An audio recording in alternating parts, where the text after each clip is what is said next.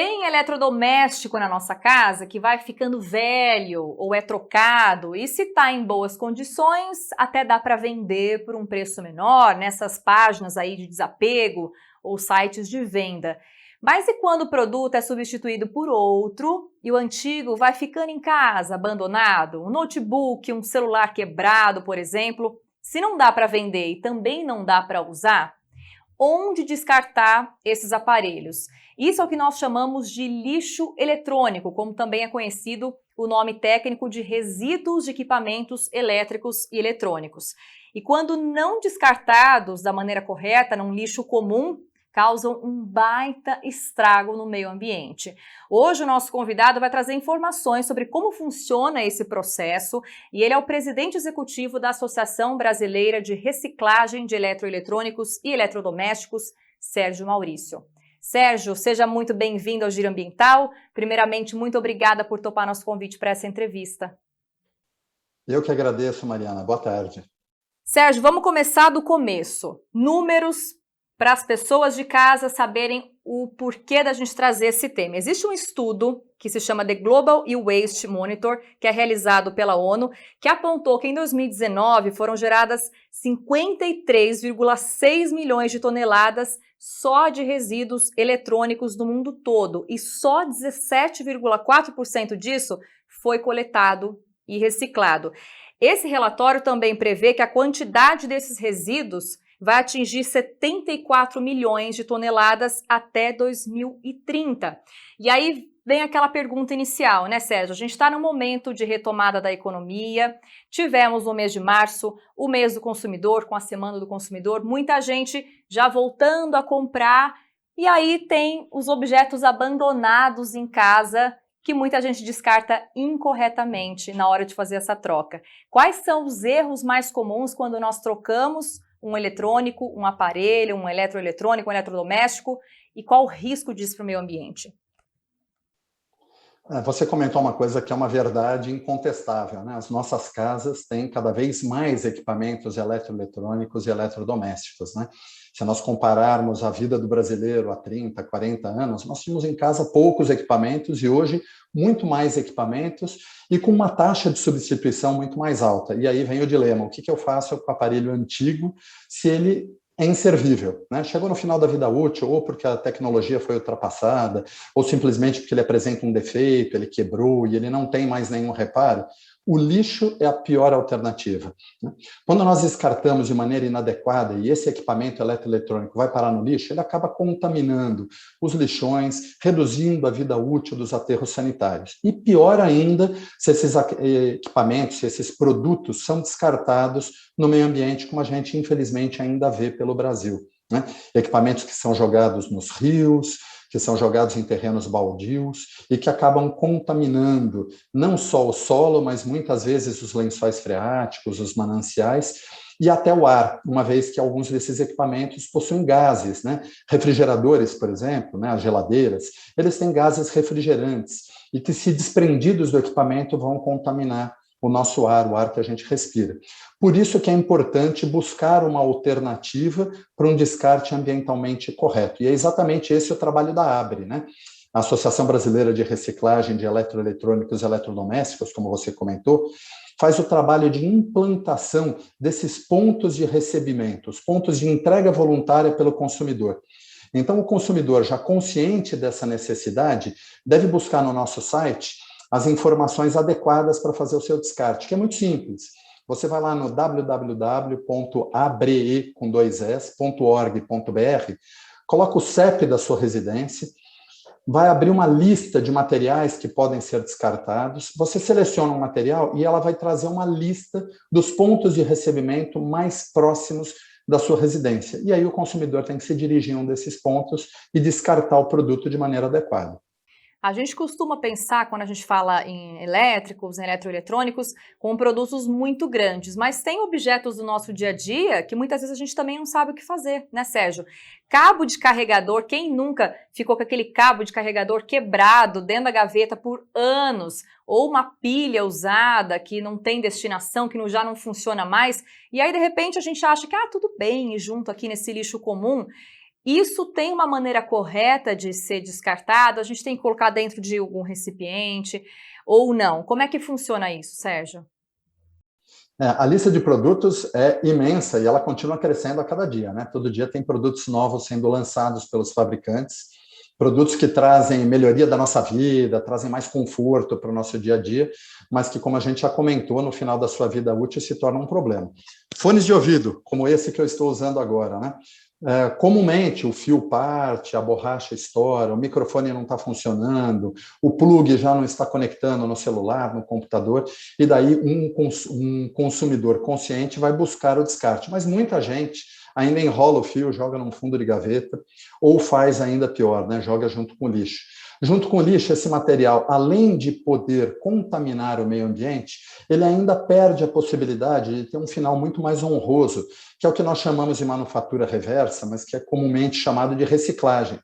Esses materiais vão para unidades industriais que vão desmontar, vão descaracterizar o produto, e todos os materiais, os plásticos, os vidros, os metais de diferentes naturezas, né? Cobre, ferro, aço, são processados para que eles possam voltar para alguma cadeia produtiva. E daí, durante a produção de novos materiais, é reduzido o consumo de matérias-primas virgens e recursos não renováveis. Então, ao fazer o descarte do produto de maneira adequada, além de nós evitarmos a poluição, nós ainda contribuímos para a redução no consumo de materiais. E isso é muito importante.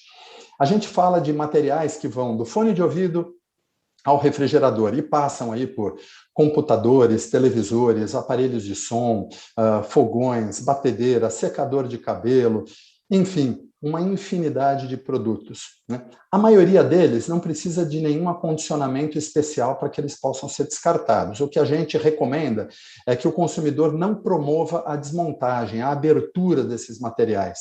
Porque, às vezes, metais pesados, gases, lubrificantes, entre outros materiais perigosos, não só ao meio ambiente, mas nocivos à saúde, podem gerar problemas. Televisores, por exemplo, tem os televisores mais antigos, aqueles de tubo, né? O tubo tem fósforo, tem boro, tem vários materiais lá, vários elementos químicos que são altamente nocivos.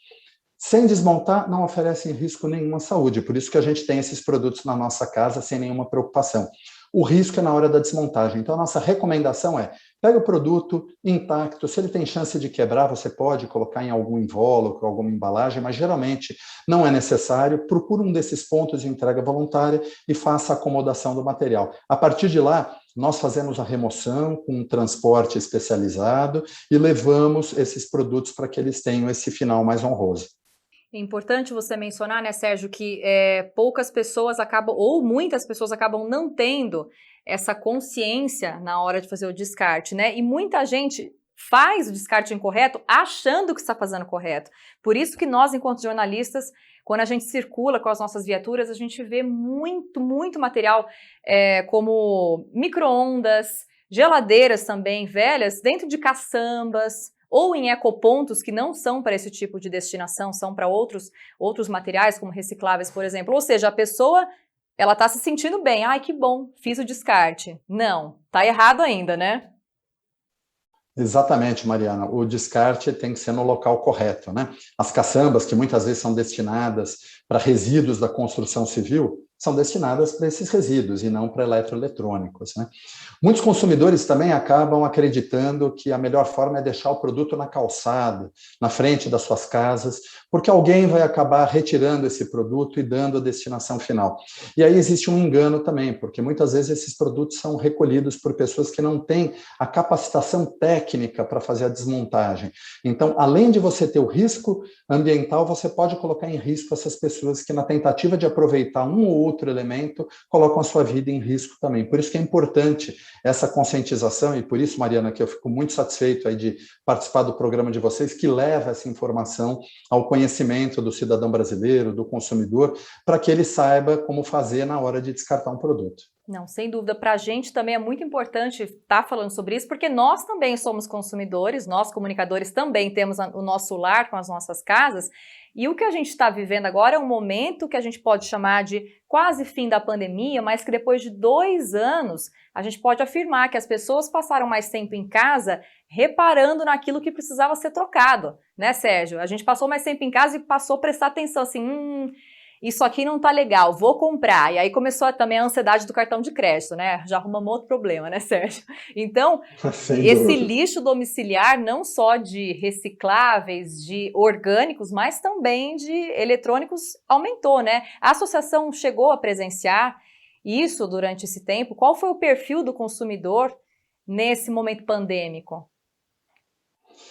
Durante a pandemia, houve uma diferença no processo de aquisição desses equipamentos, né?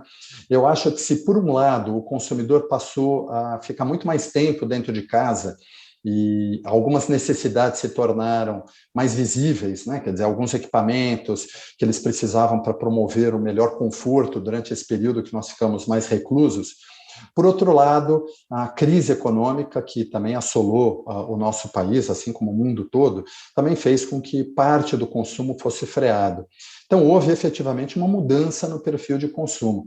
Mas, de qualquer forma, né, os produtos continuam apresentando defeitos, continuam sendo ultrapassados, né? Quem já não passou nos últimos anos por uma falha de algum equipamento, um chuveiro que queima, um celular que se danifica, e daí nessa hora da substituição que a gente acaba tendo que fazer por vontade ou por necessidade, é que vem a conscientização para o descarte, né? Eu acho que também a pandemia revelou a preocupação que a gente tem que ter com a vida em sociedade, né? E agora, nesse reencontro com os amigos, a última coisa que a gente quer é reencontrar num meio ambiente que esteja todo danificado. As pessoas falam muito em jogar fora as coisas, né? Mas se a gente pensa no planeta como um todo, a gente não está jogando fora, a gente está jogando dentro do planeta. Então, permitir com que esses produtos sejam reaproveitados de alguma maneira é também uma forma da gente deixar aí uma condição melhor, um legado para as próximas gerações que vêm chegando. Legal, Sérgio. Para a gente quase caminhar para o final da nossa entrevista, quero trazer aqui um tópico que acaba gerando dúvidas e que também muita gente não conhece, que é a Política Nacional de Resíduos Sólidos, que é uma lei de 2010, que atribui ao fabricante a obrigação de dar o destino desses materiais, processo também chamado de logística reversa. Você comentou um pouquinho sobre isso, né, Sérgio?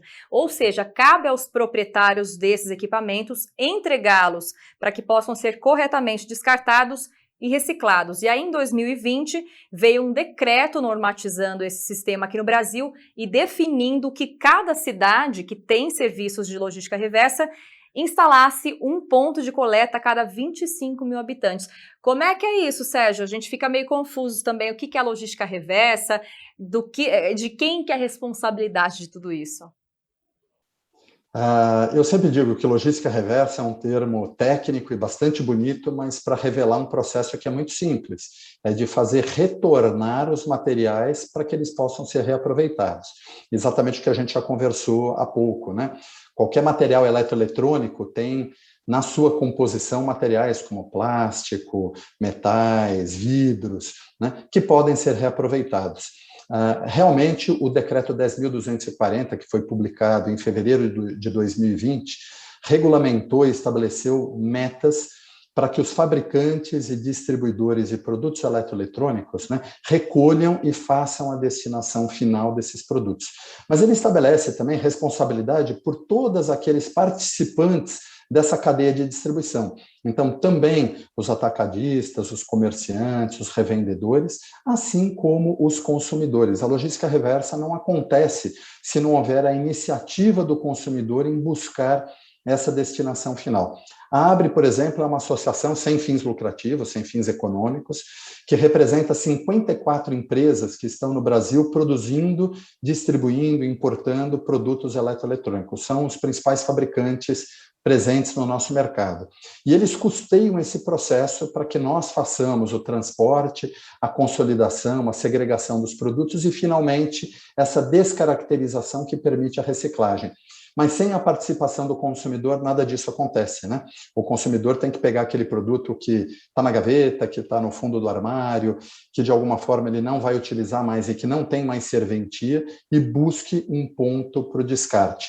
nós já implementamos mais de 3.400 pontos de recebimento desses produtos em todo o território nacional. Já atendemos hoje mais de 1.200 cidades e é um processo que só está começando. O primeiro ano de implantação foi o ano de 2021 e nós continuaremos, a partir de agora, estabelecendo novos pontos de recebimento e recolhendo cada vez um maior volume de materiais para essa destinação ambientalmente correta. Legal, essa consciência ambiental que a gente tem que ter, que é muito cultural também, né, Sérgio? Não adianta a gente ficar aqui toda semana trazendo temas diferentes de meio ambiente se a gente não virar a chavinha para que as pessoas entendam que estão todas vivendo na mesma casa chamada planeta Terra e que as consequências vêm para todo mundo. E ó, antes da gente encerrar, para você aí de casa, lembrando que Campinas tem vários pontos de coleta. Inclusive, a própria Câmara aqui de Campinas, por meio da agenda ambiental que nós temos, tem um coletor de pilhas e baterias. Nós aqui da TV usamos muito isso para gravar nossas matérias. Então, logo na recepção, existe um local que você pode deixar as suas pilhas e baterias. E aqui também nós fazemos toda a separação de lixo corretamente, usamos garrafinhas, canecas para evitar os copinhos plásticos, né, copinhos descartáveis para água e café. Aproveitei para fazer aqui a nossa propaganda, viu, Sérgio? E lembrando que em Campinas também existem diferentes serviços de coleta para diferentes tipos de lixo. Isso é muito importante ficar claro. Primeiro que existem 16 ecopontos aqui para descarte de papel, plástico, vidro, metal, também resíduos de construção civil, como madeiras, latas de tinta, pneus. E também há cooperativas de reciclagem que recebem materiais e pontos de logística reversa que recebem óleo vegetal usado, pilhas e baterias, lâmpadas fluorescentes e latas de aço. Esses pontos podem ser consultados pelo Portal Cidadão no site cidadão.campinas.sp.gov.br. Sérgio, mais alguma dica para a gente encerrar o nosso tema de descarte de eletrônicos e eletrodomésticos? Mariana, o que eu sempre peço é que as pessoas façam exatamente o que você fez agora, divulguem, né?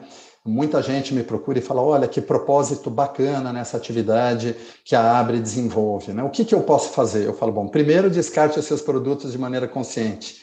E se você não tem produtos para descartar no momento, divulgue, conte para todo mundo que existe essa preocupação ambiental e que há associações como a Abre que tomam conta dos eletroeletrônicos e tantas outras entidades gestoras no Brasil que cuidam de outros sistemas, como você comentou, lâmpadas, pilhas e baterias, óleo lubrificante, óleo comestível, né? Todos esses produtos têm um destino muito melhor do que levar para o lixo e se cada cidadão contar para uma meia dúzia de amigos, em pouco tempo a gente muda a cultura no nosso país. Com certeza. Sérgio, muito obrigada mais uma vez pela sua participação aqui com a gente. Foi uma entrevista ótima, esclarecedora. Espero que o público de casa também tenha tirado as dúvidas. Muito obrigada. Muito obrigado. É isso aí, e mais um Giro Ambiental chegando ao fim. Mais uma edição para trazer informações que ajudam o nosso planeta a ficar melhor, mais leve e mais sustentável. Te espero para a próxima, hein? Tchau!